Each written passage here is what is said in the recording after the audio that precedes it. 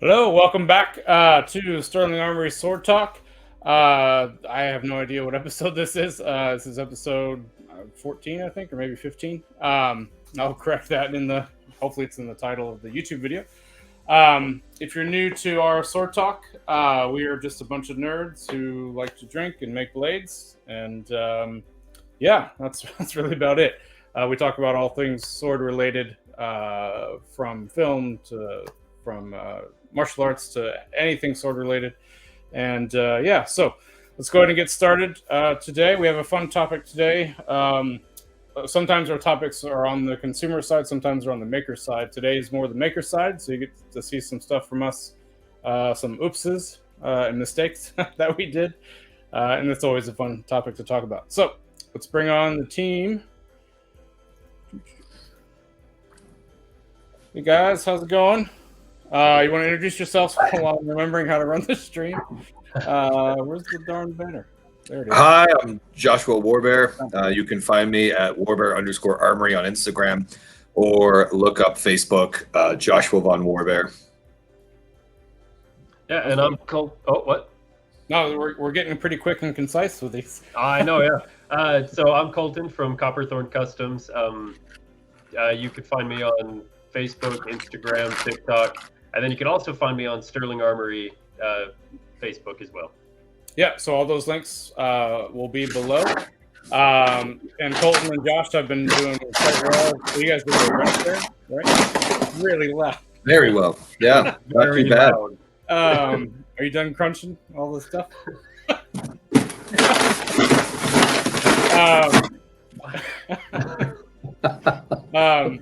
Doesn't sound that loud.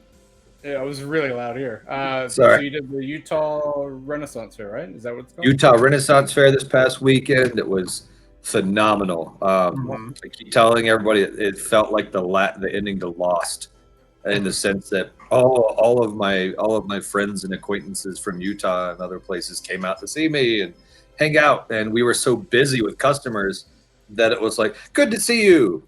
Fuck off. Yeah. Sorry. I waited 2 minutes 38 seconds. Either way, You're good. but yeah. So it was like, sorry guys, I wish I could hang out more. I can't. We're too busy, and Yeah. By the end of the fair, our table looked pretty picked over. It looked like a Viking yard sale that had been raided. Yeah. I mean, your rack in the back there looks pretty empty. Oh, it's Yeah. empty. Yeah, I gotta keep I've just got like 5. Tari has been helping out. She has made a balloon sword. Nice. Put that on the rack. So yes, I've now find myself at a bit of a deficit for swords. So hopefully this week, I will be making more. And that reminds me, Colton and I will be at Evermore Park for the season of lore, starting this weekend and ending like 1st of November, I think, something like Right. that. So So come this see us on weekend- Fridays and Saturdays. Yeah. So this weekend this is going to air a bit later, right? So this weekend being what? Oh, yeah. September. First weekend in September. It'll be like Yeah. over by the time. Yeah, Well, so hey, guys, thanks for coming out to see us at Evermore Park for lore. We're actually almost caught up on our video, so this might come out next Thursday, or maybe the Oh. Thursday after. Nice. So you guys are going to be there all through September, right? Yes. September and October. Yep. Oh, really? In October. So yeah, if you guys are out in Utah and Salt Lake City area, Evermore Park is pretty awesome, and it's best booth there is go hang out with these guys. So, Hey. I hope to be there in October. So October is also the Salt Lake City Open. And Oh, yeah, yeah. 15th, so I'll be there for that as well. We're gonna have to figure out how we're splitting booths then, right? Because you're gonna have to have some at Evermore, and then we have a booth at Salt Lake. Yeah. So Yeah. yeah, we'll figure that out. Yeah, there's no way I'm missing the Open though. Oh my god. Yeah. I haven't been able to. We should do a booth as a banner that says Sword Talk Live, and it's just us like announcers with giant headphones doing Sword Talk the entire time. It's not a That'd be bad funny. idea. Yeah, We did yeah. a very short one at Combat Con, so yeah, it'd be fun to get better Yeah. prepared for that. I haven't been able to make as much lately. If you guys are following our Facebook page, you know that. So I'm Chris. I run Sterling Armory from the Florida side, and I make swords and mostly swords and daggers, on our side here. But my other job is aerospace, and we have a big launch coming up. If you've been following that, so by the time this airs, the launch hopefully would have happened. But yeah, that's the big. I've been working on this for 14 years. Can you believe that? So I started working on that in 2008, and I'm just waiting for it to go now. So yeah, first launch was Monday, first try, got scrubbed. So next try is Saturday in a couple days. So hopefully it goes, and if it does, I'll be popping the champagne. Before we jump into the topic of today, Speaking of champagne, yeah. So I have. what are you guys drinking? I went out and bought a bunch of beers and drinks for watching the launch, and I happened to find from our local Cigar City Brewery, which is a great local place here, and it just makes sense, with what I hear all the time. Is that at the bottom? Does that say now with 20% more chest hair? Yeah, Yeah, alligator. gross, disgusting. But, yeah, so Florida Man, as Josh commonly refers to me as Rocket Man, Florida Man. Yeah, It's actually quite good. So we went up with like tons of beer and drinks and food, and then it didn't go off. So now I have all this at my house. So, nice. yeah. Are you saving it for the second or is it fourth? What does it say? Yeah, maybe. Yeah, true. We'll see. We'll see how it goes. I'm drinking it as What are you drinking? I am two-parting. I just ate an entire pizza by myself. Nice. I am drinking. Oh, you got the good stuff. Yeah, the Kingerness Mjord. And I'm having a sip of cream soda. Does that go well? Delicious. together? I don't know. That's a good question. I love cream soda though. It's like my favorite. Yeah. Try not to drink soda, but yesterday I went like hard out at the gym. Ended up like hurting my triceps a little and just dying. And I was like, maybe I should take it easy today. So I dressed up to go to the gym and then decided I'm taking it easy and I'm going to have a pizza and some mead. That's the way to do it. Colton, you're up. I've got limeade and Malibu Black, so Ooh, it's how quite delicious. vacation-y. What? Nice. Oh yeah, I'm always on vacation, It's pretty good. right? That Delicious. sounds very refreshing. Oh, it's extremely refreshing. Alrighty. So, a topic of today is a fun one. I've been doing this for a long time, and Me too. I think every maker can always call back to think of what are some of the oopses and incidents and mistakes that we learned from or that we did. Oh yeah. So I actually wasn't sure if I had any images or anything to show, but we did find some. Josh has some, and then Colton has a couple. So I think we do you want to do any general comments before we dive to the images? Um, I don't really have. yeah, I don't. My guess is when we start talking, I'll think of other ones. So. Sure. True.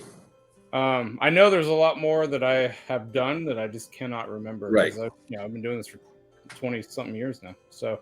And here's the thing about most of us, or most of our failures, if not all of them. There's rarely a failure that's so messed up that you completely abandon it. Like myself, I like to take my failures and go, I'm not done with you yet, you little bastard, and then eventually make something else out of it. I got an example of both of that in mind. So. Yeah, same. Mike's here. Same. So my first failure is I don't know how to run the stream, so I'm trying to remember how to have the slides. Here we go. Yeah. Oh, look at Do you that want terrible failure of a sword. Ooh. to that way or that way? Which way? Hey man, potato. I'm good with this. This one? Okay. Yeah, Yeah, that's fine. I like that one. All right. So this is Josh. Although that's the Yeah. blade. I did that blade, right? Yeah. No, you did that blade. Okay. Yeah. That's a you That was blade. a nice blade. That was a fun blade. That was a big blade. Yeah. Yeah, that was a fat boy Viking.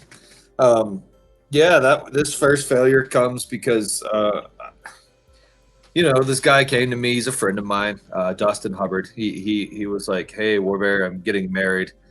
And I'm like, sweet. And he's like, I'd like to have a sword for my wedding. And I was like, that's the coolest. Absolutely. He's a big Viking dude. So he wanted a Viking sword for his wedding. And I was like, I haven't made a ton of Viking swords. What kind of Viking sword do you want? He's like all my favorite customers, he's like, if you're accepting the commission, I'll leave it up to you. Just full creative control. I just want a Viking sword from you. And I was like, sweet. I can do that. So, it was one of those things I never got around to it. Every 2 weeks he would call, or every 3 weeks, and he'd be like, hey, Warbear, just checking in. And I was like, that's cool, man. When's the wedding? And he's like, this day. And I was like, oh, good. And then, 2 weeks later, hey, Warbear, hey, man, when's the wedding? I just never could commit to memory exactly what day the wedding was. And I was just barring how much time that I could put off to it. So eventually I jumped on it, and I did what happens on most of our builds. I got a little obsessive. I was just grinding away, and I started off with 1/2-inch Baron stock material, and then that big bastard pommel right there. And I was having a lot of fun.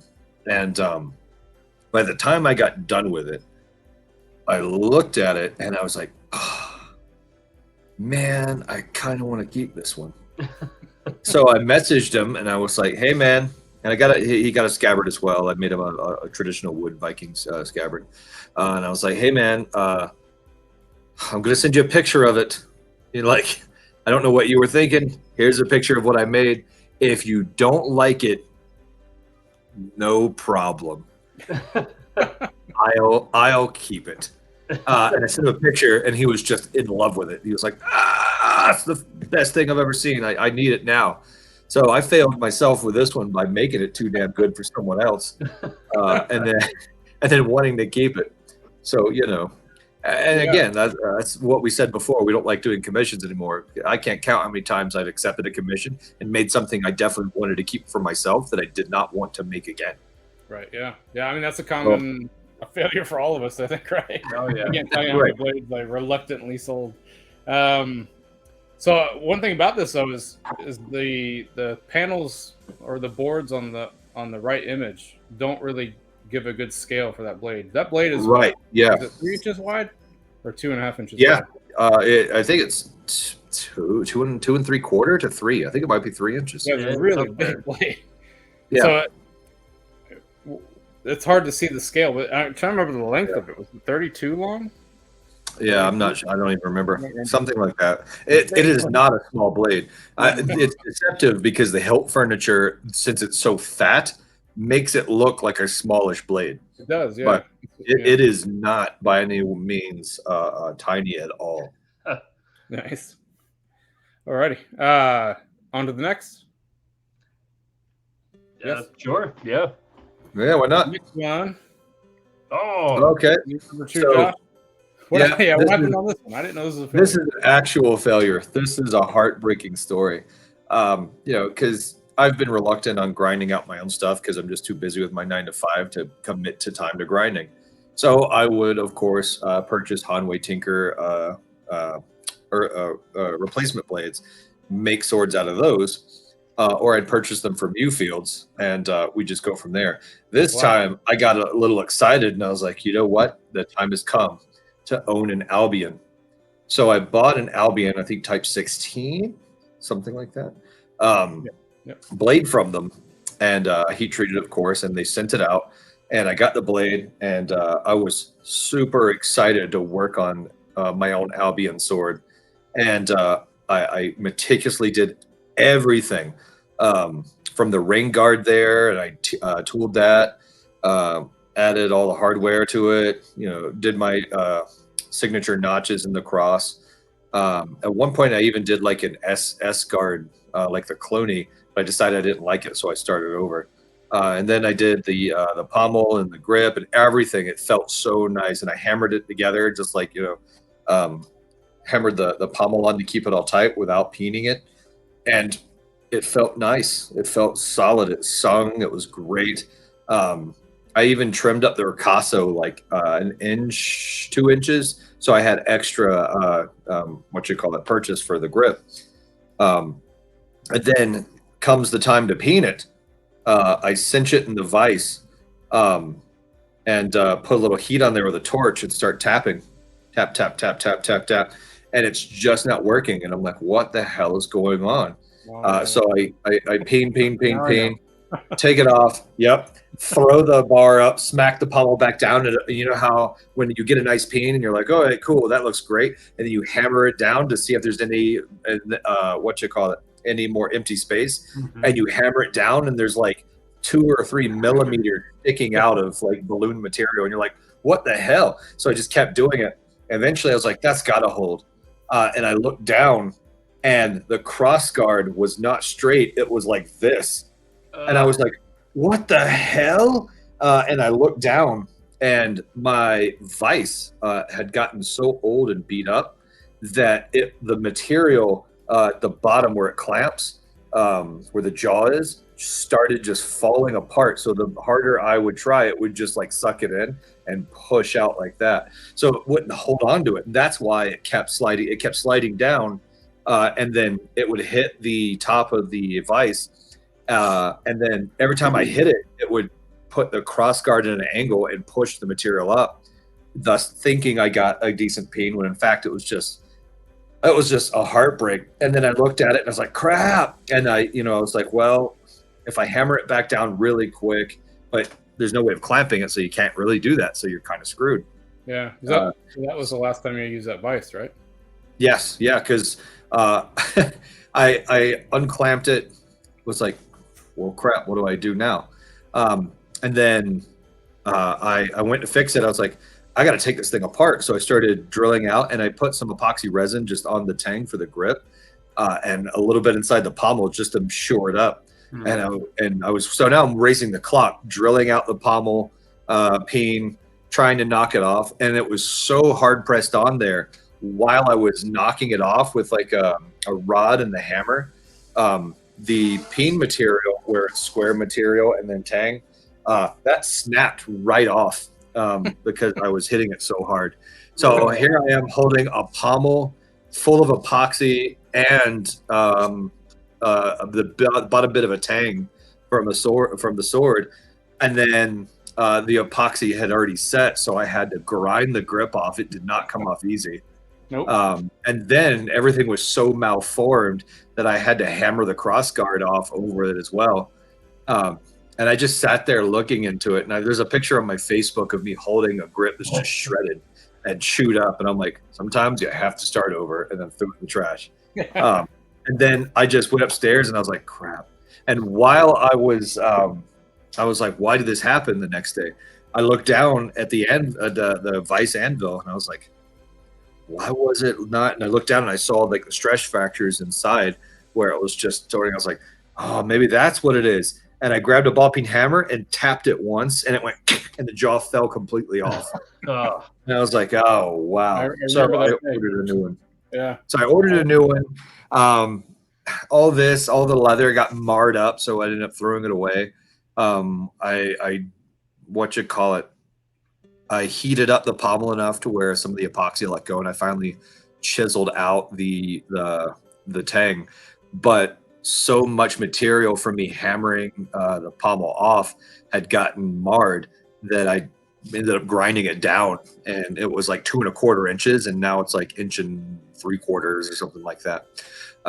So I left the blade down there, and I went back upstairs, and just kind of was defeated as hell for a few days. Took like 3 or 4 days off just to think about my life choices, and maybe I should just be like that, because this sucks. And then yeah. Right. Yeah. Yeah. And then I got back down there and I was like, I'm gonna try again. So I ground out a whole new cross guard, pounded on, got a decent fit. I forewent the rain guard, just did a normal grip, and then ended up selling. Selling 2 years ago, right? 3 years ago, something like that. Yeah. So now I remember this one because I remember you. I remember the vice. You called me like, "Hey, where do I get a new vice?" And I was like, yeah, what? yeah. Why Like, do you well, need to be you got to line on a good vice because this sure Yeah. isn't working anymore. Yeah, that's crazy. Yeah. Oh, what a pain in the ass that was. Yeah. Oh, that's something I actually didn't think about is failures in our tooling. I probably have a couple. I'm sure I'll think of a couple of those before the end of this. Yeah. All right. So on to I think it Colton. Here we go. Looks like a similar. We should situation. have like. Oh yeah. Well, mine is the like opposite situation. So bored out the pommel to fit the tang, and thought I had a nice, good, like hammered it on, got it to where it stopped, popped it back off, had all my measurements, putting the grip together. It looked fantastic. Felt really good. Just started putting the pommel back down on there, and then put the peen block and started hammering it back down, and the pommel just kept going. And it's like, what is going on here? And it went like another eighth of an inch, and I didn't even notice until at this point I had taken it back apart at this point, but like it was just smashed down there. The grip was toast. Yeah, just too much room in the recess of the pommel. Too much room, and I don't know what happened, why my measurements were so far off on that guy, but it just did not work out well. So what I ended up doing on it was I just popped everything back off, and then added about a 1/4 inch on the tang. I just extended the shoulder down there a bit, and I did put it back together. So here's this sword here, and so that just gave me an extra 1/4 inch on here, so then I could get that to actually seat down properly in a good spot. Right. So yeah, that's not nearly as epic of a story as yours, but it was pretty devastating. This is one of my very like early swords of what would we call like proper techniques here, I guess, like really getting good fits on everything, and Right. so it's still all kind of new to that, and so it was pretty sad when it happened, and then it just I can't remember exactly what. There was something else that happened when I had to take it all back apart. I don't remember what. Yeah. So how many times? So like for me, just because of how many times I've had issues with similar things, I will, even though my guard is pressed on. So once it's pressed, it's not going anywhere, right? But before I press that thing on there, I'm up checking that, measuring it, measuring it like multiple times. Then that gets pressed. Then my grip is all fit, where the grip has to be pushed on like the last 1/4 inch. That's to really be hammered on. And then the pommel, I fit. I think you guys don't always do it this way, but I think I always do it this way now, where the pommel actually fits over the grip as well as over the tang. Socketed. Yeah. So I recheck that fit over and over and over again before I'm ready to finally pull the plug and actually do it. Right. So yeah, I think I do it at least 5-6 times now.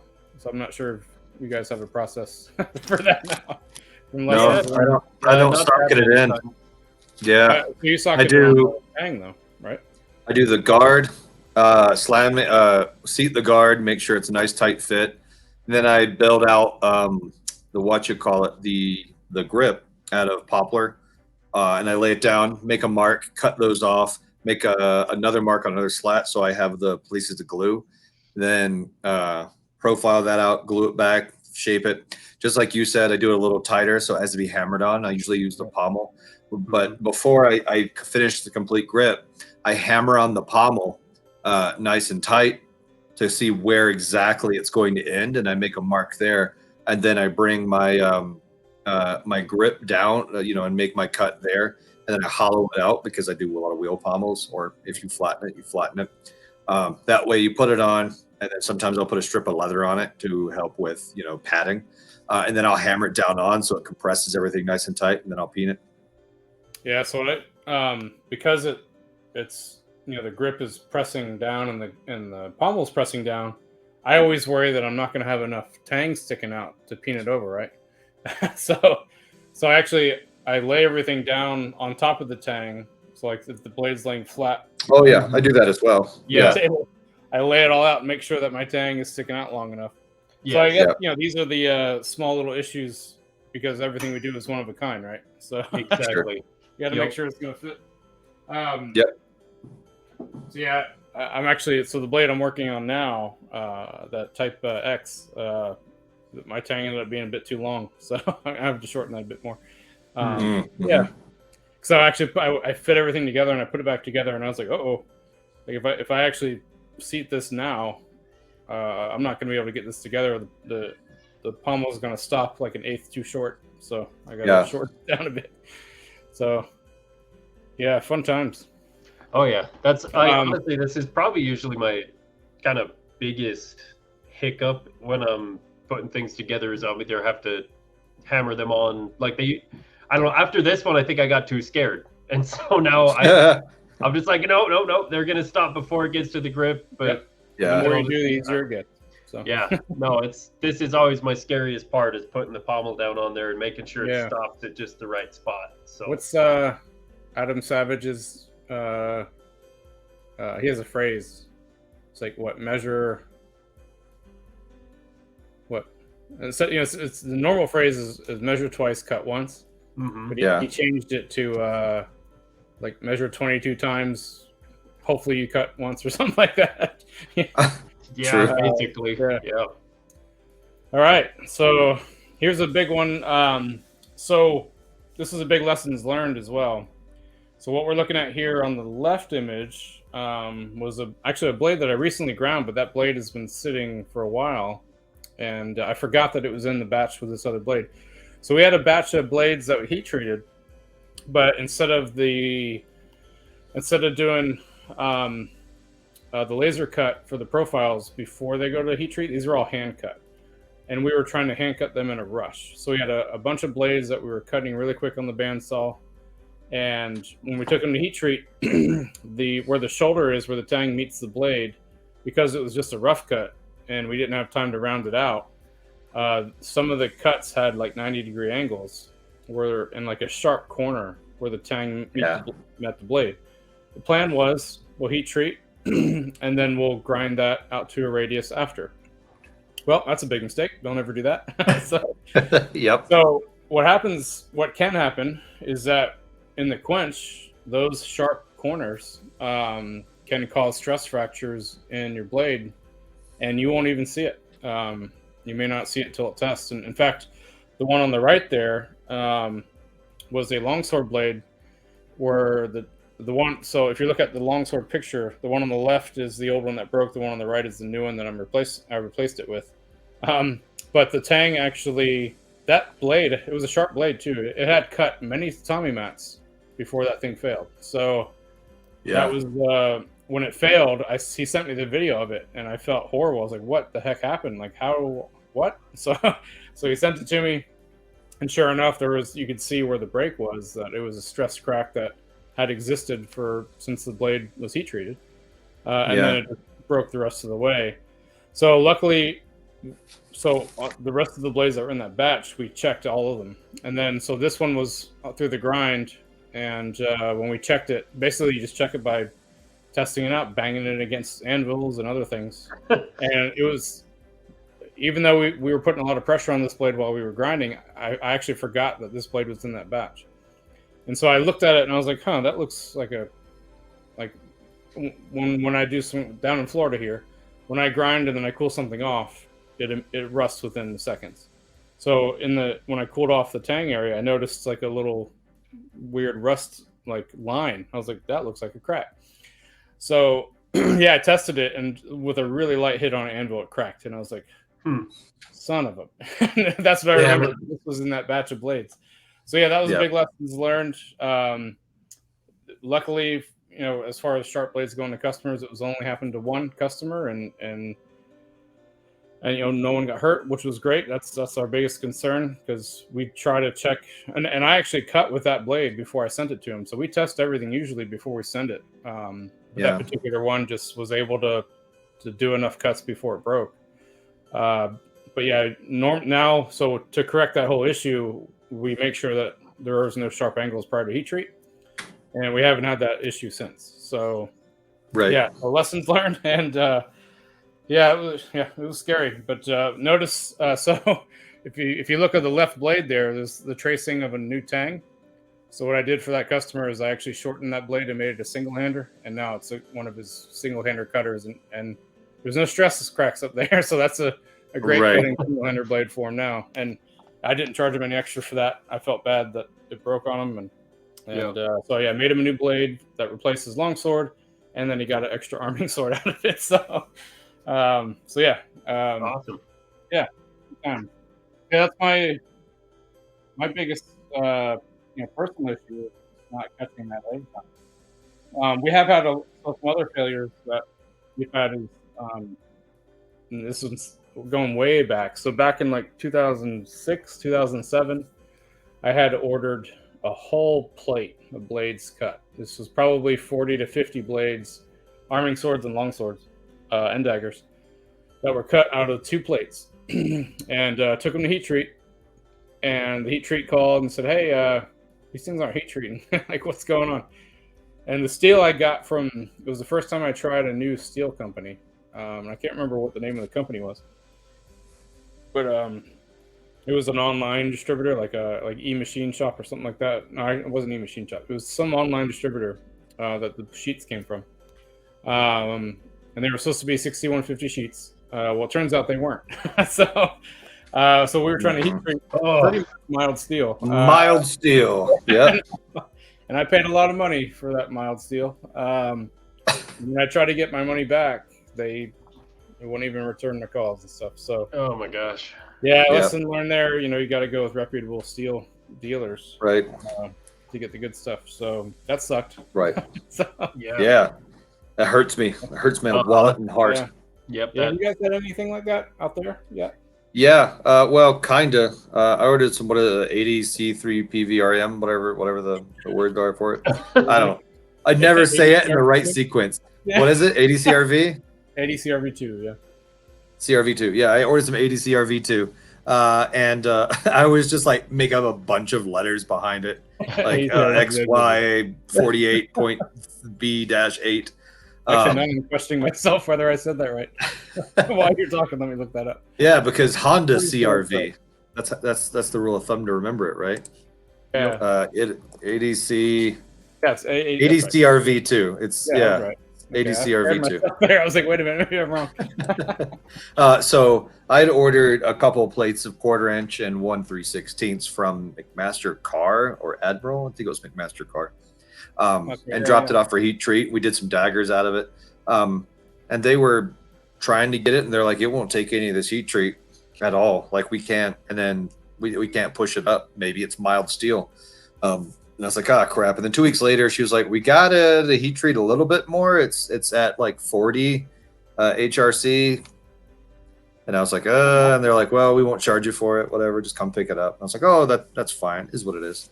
But yeah, the mystery is yet unsolved. I never called McMaster Car back and reported. I figure it's such a small order, it doesn't really matter. Yeah, McMaster is nice because they usually have the data sheets on the materials. Right. And, yeah. If you have the data sheet that shows, the chemical makeup of the steel, then they should be able to adjust their heat treat, for it. But yeah, when with mine, like I tried to call them, they wouldn't return calls. They wouldn't do anything. And yeah, that's a shady company. They're like, we're definitely not going to help him out, but we don't want to tell him we're not going to help him out. So right, he can just, assume the worst and read between the lines. Yeah. Right. Yeah. Yeah. So in terms of machine failures, though, let me go back to us here. I'm trying to remember. I can't tell you how many broken bits and things that have happened. Oh yeah. That's to be expected, though. Honestly. Yeah. I think it was when Chet. I'm throwing Chet under the bus here a little bit, but that'll learn him. When he was first working on my mill, I think he went through like 3 or 4 1/4 inch bits, like back to back. Ooh. Yeah. And trying to push it. I was like, "What's happening here?" I didn't see what was happening, but I can't remember. Maybe it was only like 2 bits. I don't remember, but I know he was very frustrated with it, and I didn't. I was working somewhere else, so I didn't see what he was doing. But yeah, I had so we've had some big here in Florida. We get storms and lightning strikes, and back at the old house, I had it was stormed out and there was a big lightning strike, and so we get a lot of electrical surges in our lines, and I didn't have my mill on a surge protector. I just never thought I would need it. But yeah, you do need it here in Florida. So what happened was is it overcharged the starting capacitor, and so when I went to start the mill, you're on these big motors, you have two capacitors, right? You have your start capacitor and your run capacitor. My start capacitor just blew. It was overly built up and just. So I had flames coming out of the top of my mill. If you remember the old shop, that ceiling was not very tall. So No. flames were going to the. I was like, oh my god. Oh. So I was like, turn it off, but it didn't matter because the flames were already starting. So yeah, I had to put that up pretty quick. Yeah, that was probably the biggest tooling issue, I think. Well, I'm sure I've had others. I just can't remember. Yeah. But yeah, there's been so many times where I've had snapped carbide bits where I'll have one that lasts for 6 months or 7 months. Now I'm fine, and when it starts getting dull, I'm like, I'm just gonna use it on brass or wood or whatever. And then I'll open a new one and pop it in there, and then start going as slow as I can. And I guess it's at a weird angle, and just goes and pops. Like, well, $30. And then I'll put another one in. And that happened recently. I broke 2 carbide 1/4-inch mill bits or flat end mills back to back before I could even get. And I was like, well, crap. So I put the old one back in there, and it cut through it no problem. And it's not high speed steel. It was definitely a carbide bit. That's funny. Yeah. That was just pain in the ass. You're like, man, carbide bits. I've only had 1/4-inch ones and smaller break. I've never had anything of scale, decent size break. Yeah. I don't think I have either. Have you ever had a sword design that you really wanted to do, and then you did it and realized, that's ugly? Oh man, basically anything I sketched to you and sent you when we first started, and I was like, hey Chris, there's something I think would be cool to work on. It's a camping sword. It's basically a big machete, and you're like, that's great, kid. And I never built it. I was just looking at it maybe it looks better in my head. Cool, yeah. Sure. Yeah. It's just now that I've been doing it for a while, it makes no sense why I would think of that. And I think I was fucking with you. Every so often, every so often I'll create a random Yahoo account and I'll mail it to Sterling Armory with a sketch of a shovel. It's a shovel with 20 fullers across and a Ruby set, and I'll make this is a non-negotiable sword build, and it has to be folded this many times, and it has to have this many fullers to represent the many moons of my personality. And I'll just basically come off like an obsessive Uber sword nerd that has no idea what he's talking about, and then try and just mess with Chris. And some of them I've gotten lol. What? Back on him. Yeah. This is me good time. Working on the computer, and then I'm just in the office when they know there's a camera off somewhere. I'm just like, yeah. Yeah. So I've had one. I remember one that stands out in my brain a lot, and I wish I had an image of it, but I never took a picture of it because it looked horrible. So it was a Type 10 Type 10-ish arming sword blade, so a Viking looking blade. Sure. And the crossguard curved up and kind of coiled at the ends, and I was like, oh, this is gonna look really cool. And then I did it, and I was like, this is the ugliest thing I've ever seen. So took the guard off, threw it in the trash, and I forgot what I'd do with that blade afterwards. I did something else with it, but yeah, I'm trying to think of some other failure stuff that it's been a while. So. Well, I think Josh has got one of my failures sitting on his computer. Oh yeah, that guard. So that guard. So overgrinded. Oh yeah. I was all excited to put all these sexy little angles running down both sides of it. No, it didn't break. Well, kinda. I'll let Colton set it up. Go ahead, talk about it, buddy. Okay. So this is one of my first swords I went over and made at Warbear's shop. And he was mapping it all out, and he's like, this might be a good size, kind of show me the rope, shall we say. And I had it in my mind that I wanted to do these sexy little diamond grinds down both quillions, and it's just like, this is going to be amazing. And he's just like, all right, you might want to be a little careful there because you don't have a lot of material to work with before you start tapering these down. Like, no, I'll just take a little bit. It'll totally be fine.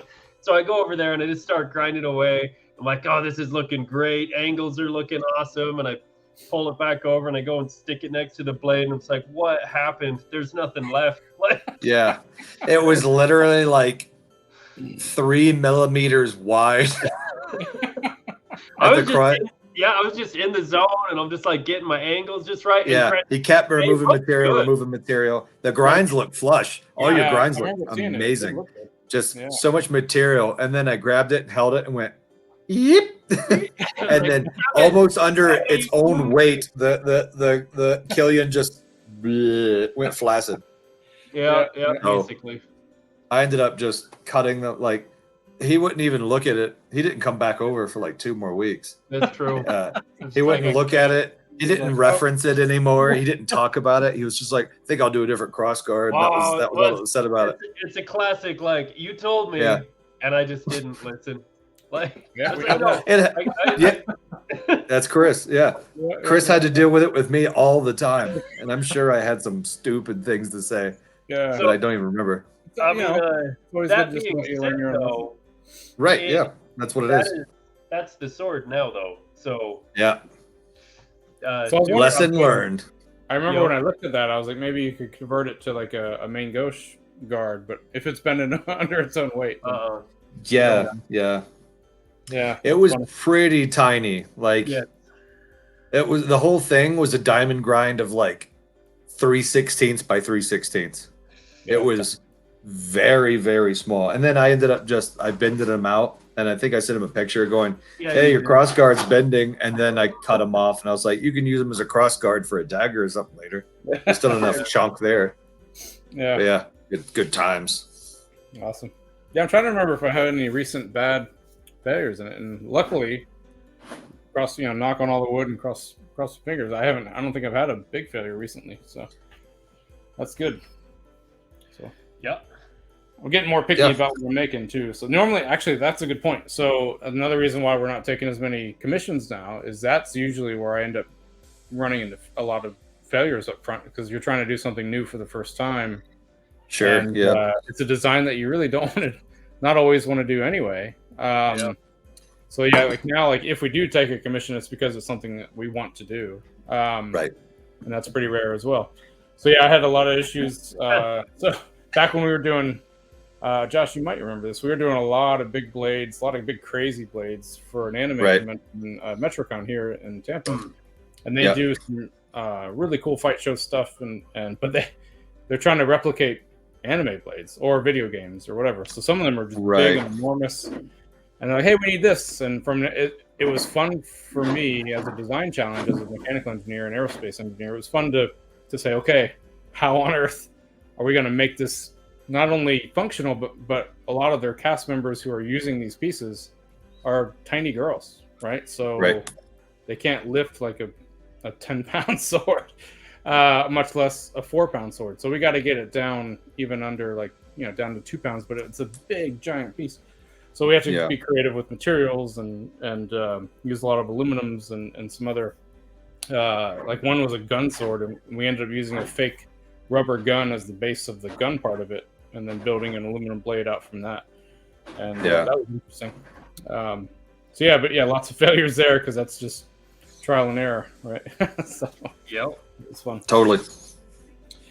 Yeah, so I think that's all I got for the failure. You guys have anything else? I've thought of one. Okay. Oh no. Okay. So this is going way back. This is like the first I don't even know, probably like the first month or two at my metal fab job like 10 years ago. And we just had all sorts of stock and whatever just laying around, but everything's just mild steel. I had no idea what I was doing. Like I've said many times, I'm like, I just started making swords because I thought they looked cool. I didn't know what I was doing with them. I was just like, I love swords. I had steel. I worked in a machine shop. I'm just making swords. So I made one and ground it out. It looked terrible. I thought it was awesome at the time. but it was just mild steel. I didn't even attempt a heat treat. I'm like, this is so cool. And literally, I was like, I'm going to chop a 2x4 in half. So stuck a 2x4 on, smacked it, and literally halfway down the blade just went like lengthwise. I just bananaed it. And I was just like, what happened? I have no idea. But Yep. oh, That's the thing of being a maker or a fan, you know what I mean, with the ability to make versus a maker that's also a fan. We have You know what I mean? You don't understand anything about it. You're just like, this is cool. I did the same thing. And back in school, I would break off little 1/4-inch round rods from like used pieces of fence and then sharpen them on the grinder, do like a needle point to make throwing spikes. Like, oh, excited. But they're all mild steel. And then every time I get one to stick, like it would just bend the point out. It didn't dawn on me that just the steel was so soft it was going to bend regardless without carbon and heat treat. Yeah, exactly. So so yeah, my first blade was also mild steel. I love how you can't even say it. You can't. I was 13 at the time. I was 13. I had no idea what the shit carbon was. Yeah, so I was still in the middle of going to the library. So I was already through my library phase of reading all the how to forge stuff, but I hadn't learned how to apply everything I had read yet. And so, I learned about forging, but I did not learn about steel properties yet. And so I had no idea. I just thought steel was steel. So yeah. I wonder if I have that piece. Actually, I'm sure I don't. But I was like, that's when I found out when you're forging mild steel. I was trying to do edge bevels on one side, and then I realized, wait a minute, the whole blade's curving. And because you're doing edge bevels on one side. Again, I was 13 years old. So sure. So yeah, I got this nice curved scimitar, and I was so happy and proud of it. And then I hit something with it, and it just. Yep. I was so sad after that. Yeah, good times. Yep. I think my first sword was a piece of like. Say what? You did one before I met you, right? Yeah, it was shithouse. It was an inch wide by like 3/8 thick mild steel bar that I found in my barn in Georgia back when I was like 17 or 16 or 17.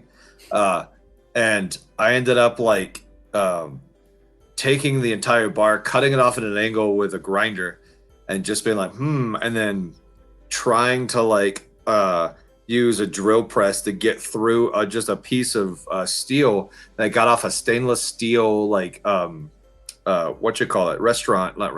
kitchen table that I found, trying to pull it down, and it would always catch and spin it like a ninja star, and I'd freak out and put my hands off, like, stop, okay, and then finally slide that on there, and the hole was too big, and then my dad came over, and he's like, shit, you have to weld that, and I was like, I don't know how to weld, so he'd weld it for me, and then the grip was just a shit ton of electrical tape. I used like 4 rolls of electrical tape. The whole thing was like 4.5, 5 feet tall ninja sword. The ugliest thing. And then I tried making a scabbard for it, and I would run. I didn't have strips of anything. I just had like bullshit cedar wood out in the back. So I would try and put it on a rip saw, not knowing how to do it. And then it would just catch and send the strip of board flying like an arrow or a spear through the shed and into the back plywood. And I almost killed myself so many times only to make a complete shitty sword and be like, I am the one, and take it out and slam it into a bush, only for the bush to just fold it around and maybe like, shit. So I cut it off at another angle, and then I had a shorter sword, and then I had a 3-foot ninja sword with a 6-foot scabbard. It was so stupid. And then I think I left it in the woods one day. I was like, that's enough, and then stuck it in the ground and left it, and it's probably still there. Actually, can you guys talk for a minute? Because that reminds me of something. I'm going to see if I have it here in the garage. Yeah. Yeah. Sure. Right, hold on. I think I still have it. One sec. Oh, that's funny. We've all done the same crap with this mild steel. And yeah, man. You have no I think idea. my first blade transplant was this shitty ass Pakistan Claymore. Like I bought for $20 from a local flea market or some shit like that in Georgia. and I ended up breaking it trying to chop stuff with it right at the hilt, right at the shoulders. And then I took a piece of like 2-inch actual steel pipe, slid it over the top, and then welded a truck hitch, like a 2.5-inch ball hitch, onto the pipe. And it was the worst sword. And I think one of my old friends still has it. They were like, this is my favorite sword ever. And I'm like, why do you still have that? Chris is going to get the first sword he ever made, which is an atrocious barbarian sword. And it weighs like 12 pounds. It is so thick. Hey, you can't talk Mr. 26-pound sword, man. Hey, man, I agree. You're right.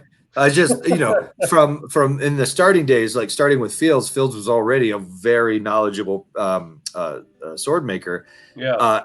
And then he brought out what I assume he's going to get right now. He brought out his first sword. And I'm like, that's terrible. I don't feel so bad. You know what I mean? Like my first one was on par with that. It was also just as bad. Yeah, I think his has pins in it too. Oh, maybe it's not. That's not what he got. That's not his sword. No. Oh, it's a crossguard. Okay. Yeah. So this is my first good sword that I can recall making out of like proper 5160 steel. Back I had to be 15 maybe. But first time I twisted steel.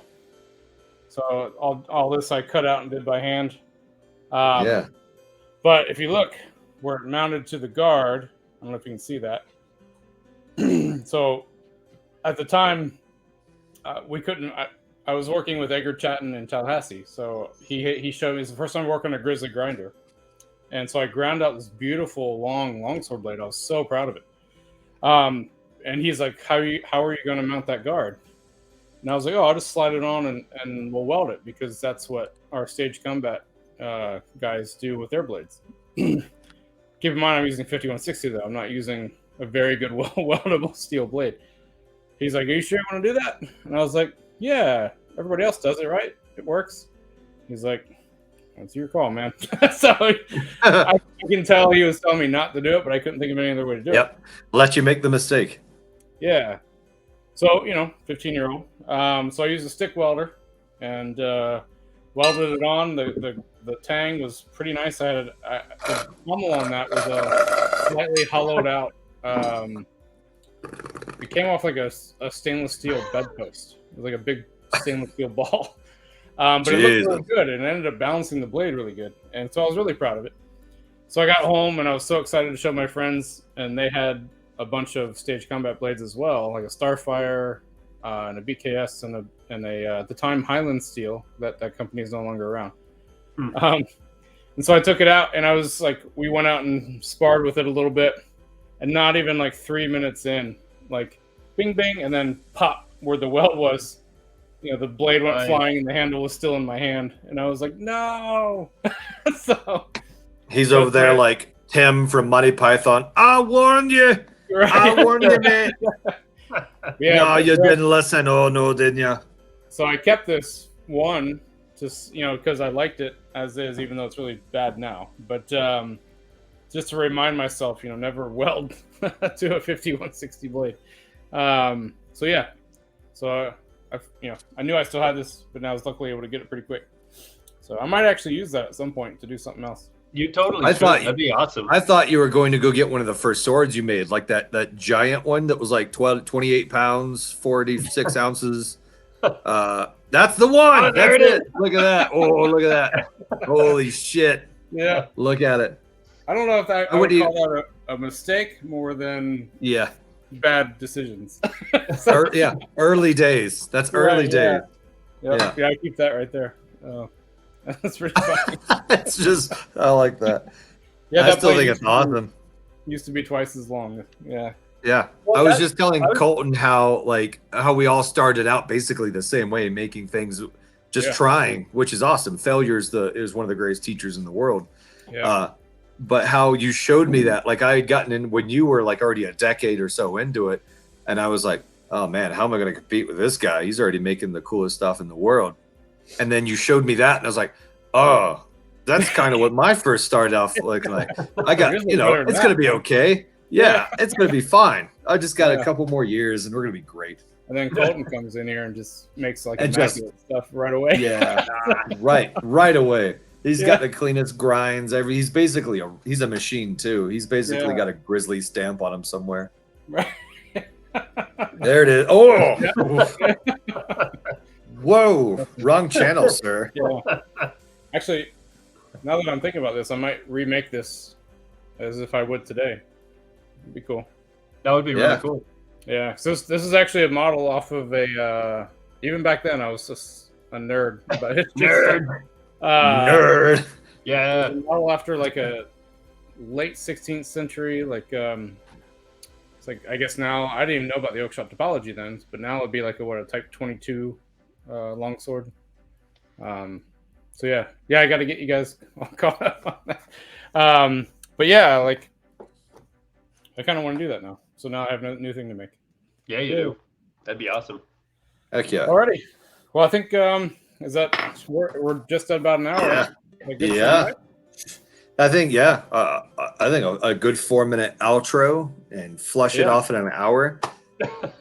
Yeah. I've got So grips audience- to wrap. I've got some leather to wrap over here. Yeah, I got to work on that blade on that pommel. So audience, I know most of you guys are not makers, but if you have any fun stories about things you're trying to make and you failed on, I'm sure everyone does. I'm sure a Please lot go of people below. do. yeah, absolutely. So real quick, I'll start the outro this time. So again, I'm Chris with Sterling Armory. Find us on Facebook and Instagram now. And what am I missing? And here on YouTube. Obviously, if you're watching this, you found us. And then all the links for everything will be below. And then next time you'll see us in person, all of us at least, will be at Salt Lake City, October 14th and 15th at the Salt Lake City Open. But in the meantime, you can find these guys at Evermore and take it away. Josh? Yep. I'm Joshua Von Warbear. You can find me at Warbear_Armory on Instagram or Joshua Von Warbear on Facebook. Or, if you got things to say, you've got comments, if you're like, Warbear, your beard sucks, what's up with that? Your tattoos are like all gross. Let's open a dialogue. Shoot me a message. As long as you're cool with me responding like 4 days later, I'll chat with you. That's fine, Yeah. man. Let's do it. Oh, and on that note, though, please comment below on our videos, because if you've noticed, one of us usually tries to reply to every single comment on there, whether it's me or Josh. Or Thomas. One of us, mostly Chris. Yeah, mostly me. But yeah, so please comment below. Colton, go ahead. Yeah, so I'm Colton from Copperthorn Customs. Like I said, I'm on Facebook, TikTok, Instagram, all of the things. And then also same places these two. So Sterling Armory.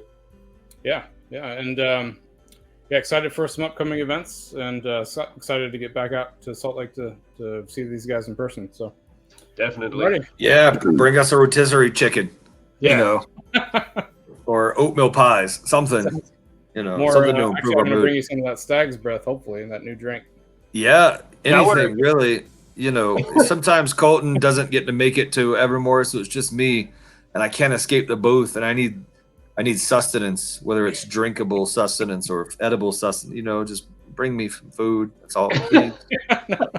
Please Awesome. bring me food. So yeah, and that goes for anybody else visiting Evermore. If you want to swing by the booth and bring Bring some him awesome- food. Spring by the booth and feed the war bear. Yeah, Yeah. exactly. Yep. So, alrighty. Well, thanks, guys, for joining us, and we will catch you next time. And until then, keep your peens clean, and Oh no! Stay sharp. Stay sharp. No more bean cleaning. That's all. I wake up in a cold sweat at night. Clean bean. all right, take care. Stay guys. sharp. Yeah, stay sharp.